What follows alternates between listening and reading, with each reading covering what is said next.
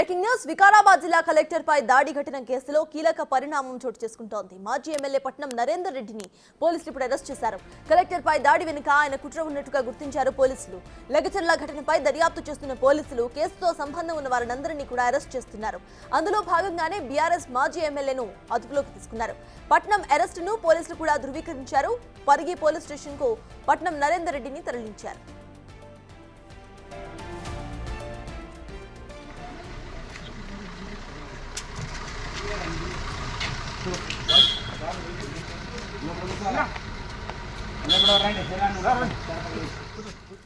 దాడికి ముందు తాను ప్రధాన నిందితుడు సురేష్ తో మాట్లాడానని నిన్న పట్నం నరేందర్ రెడ్డి కూడా ఒప్పుకున్నారు. ఘటనకు సంబంధించి 42 సార్లు సురేష్ తో పట్నం నరేందర్ రెడ్డి మాట్లాడినట్లుగా పోలీసులు చెబుతున్నారు. అయితే నిందితులు ఎంతటి వారైనా సరే వదిలిపెట్టబోమని ఐజీ సత్యనారాయణ చెబుతున్నారు.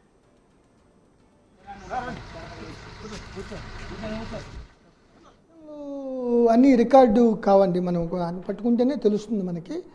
బట్ అతను ఎక్కువసార్లు మాట్లాడడం వాస్తవం. అట్లాగే రీసెంట్గా బీఆర్ఎస్ పార్టీలో ఒక ఆయన హోదా ఇచ్చారని చెప్పబడుతుంది, యూత్ లీడర్గా, మండల యూత్ లీడర్గా. సో రైతులాగా అతను తలపాగా చుట్టుకుని తీసుకురావడం, అతను కలెక్టర్తో మాట్లాడటం, రైతులాగానే నమ్మారు అందరూ, కలెక్టర్ గారు నమ్మారు. సో మొత్తం పూర్తిగా దర్యాప్తు జరుగుతుంది.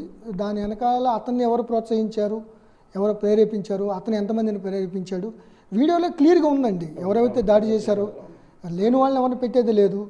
అట్లాగే అతను ఎవరైతే చేశారో దాన్ని కూడా క్లియర్గా ఉంటుంది ఎవిడెన్స్, టెక్నికల్ ఎవిడెన్స్. ఎవరు దాన్ని యాడ్ చేసేది లేదు, ఉన్నదే తీసేది లేదు, ఎవరికి సాధ్యం కాదు. సో దాని ప్రకారం దర్యాప్తు చాలా ఖచ్చితంగా, చాలా నిక్కచ్చిగా, పర్ఫెక్ట్గా, సాంకేతిక పరంగా వీడియోగ్రఫీ ద్వారానే చేసి మేము అమాయకులను ఎవరిని ఇరికించాం, ఉన్న వాళ్ళని ఎవరిని వదిలిపెట్టాం. ప్రస్తుతానికి ఎంతమంది మీ అదుపులో ఉన్నారు? అసలు సురేష్ అనే వ్యక్తి ప్రస్తుతానికి అదుపులో ఉన్నాడా లేడా?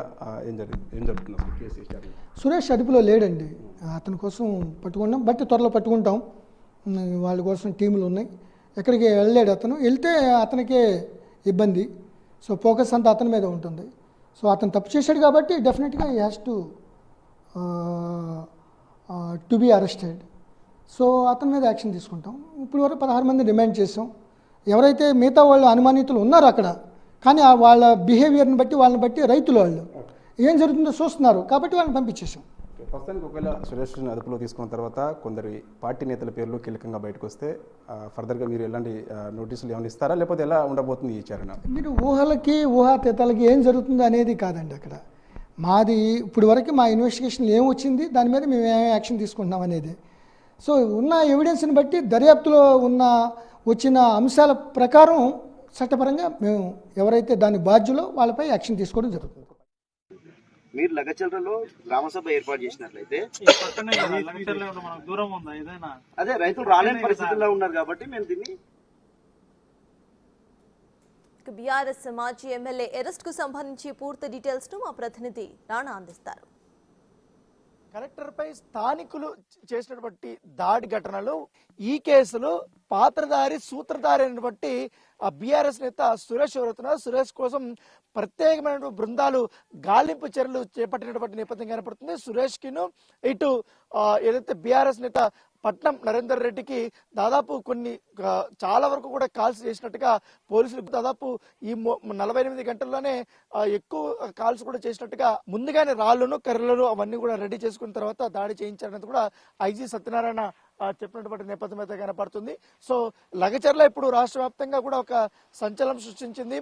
ఎక్కడ చూసినప్పుడు ఈ ఊరు గురించే చెప్పుకుంటున్న పరిస్థితి ఇప్పుడు పక్కన ఉన్నటువంటి తండాలో కొంతమంది వాసులు వారిపైన దాడులు చేశారనేది కూడా పోలీసులు అయితే చెప్తున్నటువంటి నేపథ్యం కనపడుతుంది. అయితే ప్రస్తుతం అయితే ఇక్కడ ఎటువంటి ఉద్రిక్తమైనటువంటి సిచ్యువేషన్ లేదు, చాలా నార్మల్ సిచ్యువేషన్ అయితే ఉంది. ఎందుకంటే ఇప్పటికే వీడియోలో ఉన్నటువంటి వాళ్ళందరినీ గుర్తించి అరెస్ట్ చేసేవారు కాబట్టి ప్రజాభిప్రాయం సేకరించేందుకే కలెక్టర్ ప్రతి గ్రామానికి కూడా ఆయన వస్తున్నప్పుడు ఈ పక్కన వేరే గ్రామంకి వచ్చినప్పుడు ఇక్కడ లగచర్లకు సంబంధించిన విషయంలో సురేష్ కావాలని కలెక్టర్ దగ్గరికి వెళ్ళి ఇక్కడి నుంచి 1 కిలోమీటర్ దూరంలో 2 కిలోమీటర్ దూరంలో మా ఊరు కూడా ఉన్నారు, మా ఊరు దగ్గర కూడా రండి అనేసి కూడా ఆయన్ని ఒప్పించి తీసుకొచ్చినట్టు, తీసుకురాగానే వెంటనే మాట్లాడుతున్నప్పుడే వెనక నుంచి కొంతమంది బూతులు తిట్టడము, ఒకసారిగా ముందు వైపుకి రావడం, తర్వాత ఇటు ముందున్నటువంటి కొంతమంది అయితే ఏకంగా కార్ల మీద రాళ్ళు ఇవన్నీ వేసి మొత్తం కార్లంతా కూడా ధ్వంసం చేసినటువంటి నేపథ్యం అయితే కనపడుతుంది. సో మొత్తానికైతే దర్యాప్తు అయితే చాలా ముమ్మరం చేసినటువంటి నేపథ్యం కనపడుతుంది. అయితే పరారీలో ఉన్నటువంటి వాళ్ళందరూ కూడా ఇప్పటికే వారి యొక్క ఆచూకైతే కొంతమంది అయితే తెలిసినట్టుగా మనకు సమాచారం ఉంది. నిన్న పరిగి సంబంధించినటువంటి ప్రభుత్వ ఆసుపత్రిలో కూడా ఎవరైతే 16 మందికి సంబంధించినటువంటి నిందితులు ఉన్నారో వాళ్ళందరినీ కూడా వైద్య పరీక్షలు చేసిన తర్వాత ఇప్పటికే జైలుకి పంపించినటువంటి నేపథ్యం అయితే కనపడుతుంది.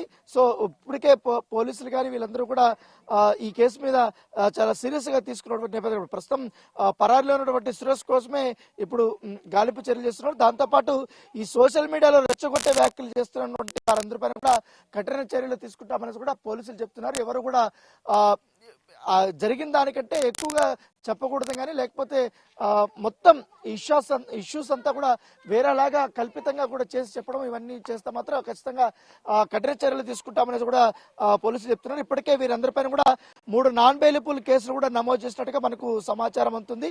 సో ఏదైనా కానీ ఇప్పటికైతే పోలీసులు అయితే ఈ యొక్క కేసు చాలా సీరియస్ గా తీసుకున్న నేపథ్యంలో మొత్తం ఎంటైర్ సిస్టమ్ అంతా కూడా నిన్నటి నుంచి కూడా నిందితుల్ని గుర్తించే పనిలో ఉన్నటువంటి నేపథ్యం కనపడుతుంది. మరికొన్ని అరెస్టులు అయితే ఇవాళ మధ్యాహ్నం లోపల జరుగుతాయని కూడా పోలీసులు చెప్తున్నారు.